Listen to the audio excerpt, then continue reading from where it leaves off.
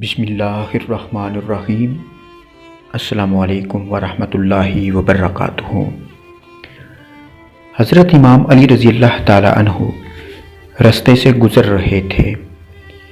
دیکھا ایک شخص اپنی چپل سرہانے رکھ کر سو رہا تھا۔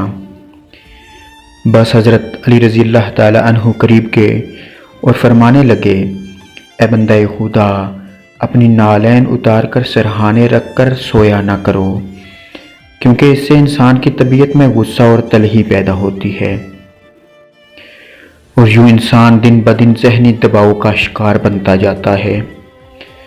یاد رکھنا، نالین پہنتے وقت سیدھا پاؤں پہنے اور الٹا پاؤں بعد میں ڈالا کرو، اور اتارتے وقت نالین سے الٹا پاؤں پہلے نکالو اور سیدھا پاؤں بعد میں۔ اے شخص، اگر انسان ان چھوٹی چھوٹی عادتوں کو اپنا لے تو اللہ کے کرم سے انسان کا مزاج پرسکون اور طبیعت بامعیار رہے گی۔ وہ پوچھنے لگا، یا علی رضی اللہ تعالی عنہ، سوتے وقت میں اپنی چپل کس طرف اتاروں؟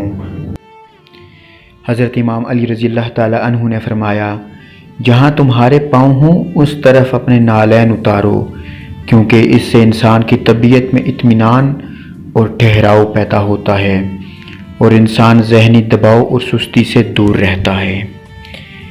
السلام علیکم ورحمۃ اللہ وبرکاتہ۔